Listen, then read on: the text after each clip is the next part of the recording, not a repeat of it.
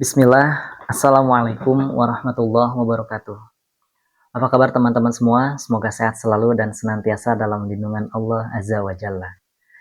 Oke teman-teman, Alhamdulillah kita bisa berjumpa kembali dan kita akan membahas sebuah hal atau sesuatu yang mungkin teman-teman juga tidak asing untuk mendengarnya. Mungkin teman-teman di antara kita mungkin ada juga yang mungkin pernah datang ke tempat seperti itu. Juga ini pernah dialami oleh saya pribadi sebelum saya berhijrah untuk belajar menjadi lebih baik atau lebih istiqomah di jalan Allah. Oke teman-teman, sebelum kita lanjut videonya, alangkah baiknya teman-teman yang baru mampir, silahkan tekan tombol subscribe dan jangan lupa untuk nyalakan loncengnya supaya teman-teman bisa mendapatkan update video terbaru di channel ini. Jadi teman-teman, yang akan kita bahas sekarang adalah sebuah hal yang mungkin teman-teman tidak asing lagi mendengarnya, yaitu sebuah hal yang bersangkutan atau berkaitan dengan mistis, yaitu dukun. Setelah mendengar kata dukun, yang ada di dalam benak teman-teman mungkin terpikir ini adalah sebuah pekerjaan atau sebuah keahlian yang pasti berkaitan dengan mistis, dengan gaib, dan lain sebagainya. Namun teman-teman, perlu kita ketahui, jadi zaman dahulu dukun ini adalah sebuah profesi, teman-teman. Nah, telah ditemukan dalam Kamus Besar Bahasa Indonesia. Menurut Kamus Besar Bahasa Indonesia ini, ternyata dukun adalah orang yang mengobati, teman-teman. Jadi, ternyata dukun ini adalah dulunya sebuah profesi yang berkaitan dengan sebuah pengobatan, teman-teman. Karena mungkin zaman dulu belum ada dokter, belum ada bidan, dan lain sebagainya. Jadi, dukun ini adalah orang yang mengobati atau menolong orang yang sakit. Nah, teman-teman, dari definisi tersebut kita bisa melihat bahwa peran dukun juga sama dengan dokter atau tabib. Dan persamaan kata dokter sendiri dalam Kamus Besar Bahasa Indonesia adalah dukun, mantri, medikus, sinse, atau tabib. Begitu, teman-teman. Nah, menurut Jennifer North, yaitu salah satu peneliti dari Inggris, pernah menulis dalam temuannya bahwa kata dukun itu berasal dari bahasa Persia, yaitu dehen atau dukan, yang memiliki kemampuan untuk mengobati. Berdasarkan Kamus Inggris Melayu yang diterbitkan pada 1701 Masehi, dukun tidak didefinisikan dan diidentikan sebagai orang yang memiliki kekuatan spiritual, akan tetapi orang yang memiliki keahlian khusus. Mungkin itu secara bahasa teman-teman ya. Namun yang perlu kita ketahui, yang perlu kita waspadai yaitu dukun yang ada pada zaman sekarang. Oke teman-teman, mungkin benar. Zaman dahulu mungkin istilah dukun ini dianggap sebagai ahli kesehatan atau tenaga kesehatan. Karena mungkin memang pada waktu itu belum ada dokter, bidan, mantri, atau yang semacamnya. Jadi semua orang mungkin berdatangan ke dukun, dan mungkin dukun ini pun di beberapa daerah mungkin berbeda juga istilahnya. Namun secara Kamus Besar Bahasa Indonesia ternyata dukun ini adalah orang yang mengobati atau sama seperti tabib atau dokter. Seiring berjalannya waktu, terjadilah pergeseran makna, teman-teman. Karena mungkin diantaranya dukun-dukun yang dahulu disebut atau dianggap sebagai ahli kesehatan, waktu demi waktu berjalan, ternyata beberapa di antara mereka mungkin membumbuinya dengan sebuah jampi-jampi yang jampi-jampi ini ternyata tidak sesuai dengan tuntunan atau syariat Islam. Sehingga terjadilah pergeseran makna, dan banyak di antaranya dukun ini menjadikan sebuah pusaka dalam praktiknya sebagai salah satu alternatif untuk dijadikan sebagai bahan pengobatan atau jimat atau raja, buhul, dan yang lain sebagainya. Nah, disitulah teman-teman, terjadilah pergeseran makna yang tadinya makna dukun adalah ahli kesehatan, sehingga sekarang berubah menjadi orang yang dianggap sakti oleh sebagian orang atau dianggap sebagai orang yang mengetahui hal-hal gaib, bahkan mengetahui masa depan. Jadi tidak jauh berbeda, kata dukun ini sekarang bermakna sama seperti paranormal, peramal, dan juga banyak orang yang menyebutnya orang pintar. Entah apa yang mereka pikirkan, kenapa orang tersebut dianggap sebagai orang pintar. Apakah orang itu memang pintar atau kita yang kurang pintar?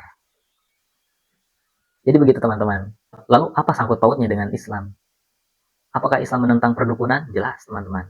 Dalam Islam, kita diharamkan untuk datang ke dukun, untuk meminta pertolongan, untuk menanyakan perihal masa depan, terkait jodoh, pekerjaan, permasalahan dalam keluarga, dan lain sebagainya, teman-teman. Dalam Islam, kita sangat dilarang untuk mendatangi dukun, teman-teman. Secara istilah, dukun ini sekarang diartikan sebagai orang yang memiliki keahlian khusus untuk melihat masa depan, untuk menyelesaikan permasalahan-permasalahan terkait jodoh, rezeki, pekerjaan, dan lain sebagainya dengan cara pengobatan secara gaib atau mistis. Nah, inilah teman-teman, ini sangat bertentangan sekali dengan ajaran Islam. Telah dijelaskan oleh para ulama, para ustadz, bahwa setiap orang yang mendatangi dukun, ini termasuk ke dalam kesyirikan, teman-teman. Jadi sangat pantrang sekali kita, teman-teman, sebagai muslim, kita sangat dilarang mendatangi dukun.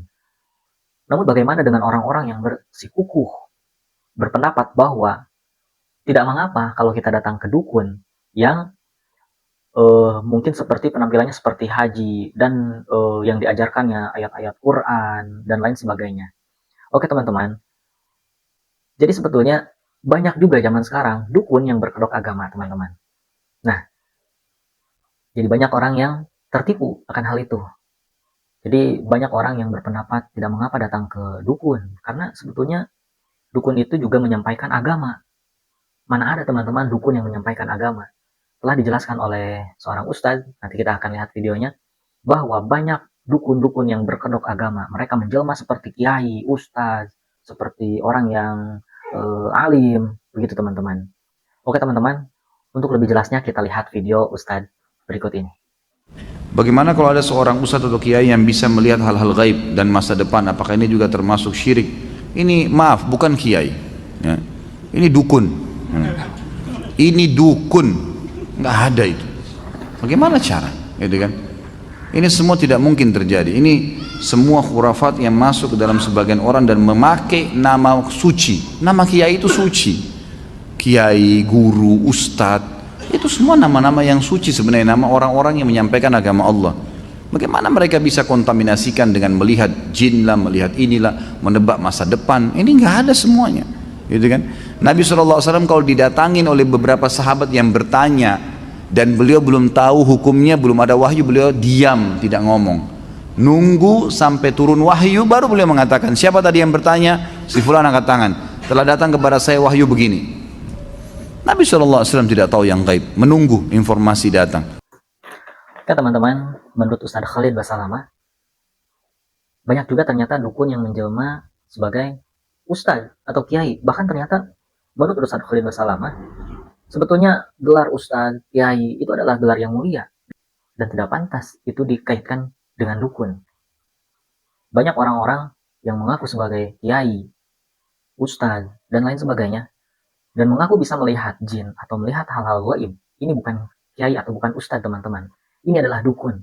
Jadi teman-teman, jika teman-teman menemukan seorang yang mengaku sebagai ahli dalam agama, sebagai alim atau sebagai ustadz, dan dia mengaku bisa melihat hal-hal gaib, melihat masa depan, itu sudah dapat dipastikan ia adalah seorang dukun, teman-teman. Jadi teman-teman, berhati-hatilah ketika teman-teman ingin konsultasi, datanglah kepada orang yang tepat. Jika terkait masalah agama, datanglah kepada orang yang berilmu dan mengerti tentang agama, contohnya kepada para ustadz dan kiai dan lain sebagainya, yang memang kita sudah ketahui, teruji keilmuannya. Jangan sembarangan datang kepada seseorang yang hanya berpenampilan seperti ustadz, pakai kopiah, pakai gamis, berjenggot dan lain sebagainya, membawa tasbih, misalkan seperti itu, yang bersangkutan dengan hal-hal yang memang identik dengan keagamaan, teman-teman. Jangan mudah tertipu dengan hal semacam itu. Apalagi jika teman-teman sudah mengetahui seseorang yang dianggap sebagai ustadz, haji, ulama, dan lain sebagainya, yang sering didatangi orang-orang untuk bertanya seputar masalah mereka, dan orang ini ternyata memberikan solusinya di luar dari apa yang telah disyariatkan dalam Islam. Contohnya seperti memberikan jimat, atau memberikan sebuah jampi-jampi, memberikan sebuah amalan yang tidak ada tuntunannya dalam syariat Islam.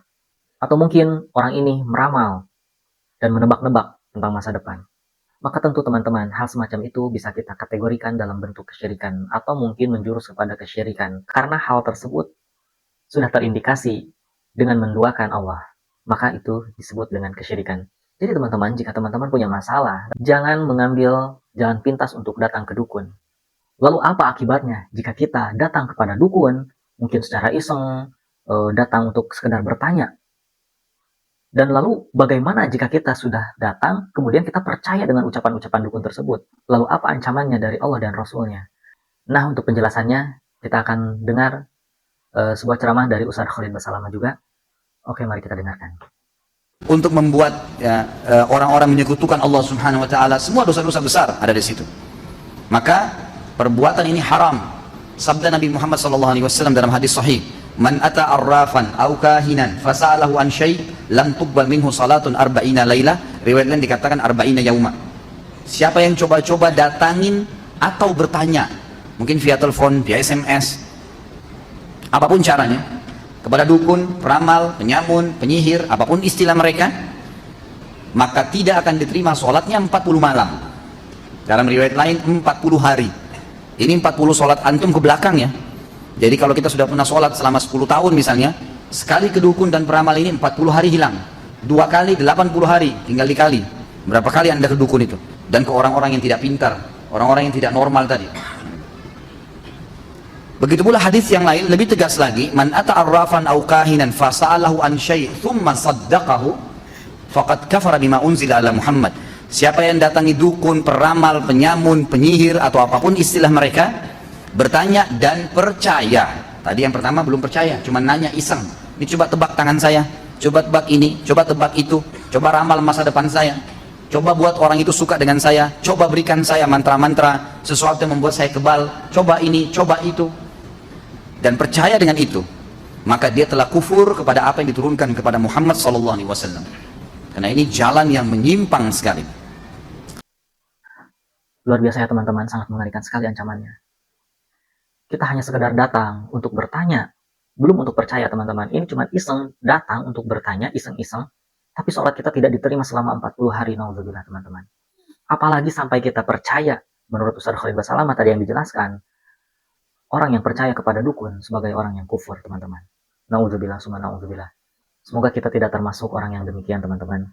Semoga Allah selalu menjaga akidah kita, semoga Allah selalu menjaga keistiqomahan kita di jalan yang lurus, di jalan yang benar, agar kita tidak datang kepada dukun jika kita memiliki sebuah masalah teman-teman. Oke teman-teman, sekian video kali ini, semoga bermanfaat. Bagi teman-teman yang suka video ini, silahkan like, dan yang belum subscribe, silahkan subscribe terlebih dahulu, dan nyalakan terus loncengnya supaya teman-teman bisa mendapatkan update video terbaru di channel ini teman-teman. Sekian dari saya, wassalamualaikum warahmatullahi wabarakatuh.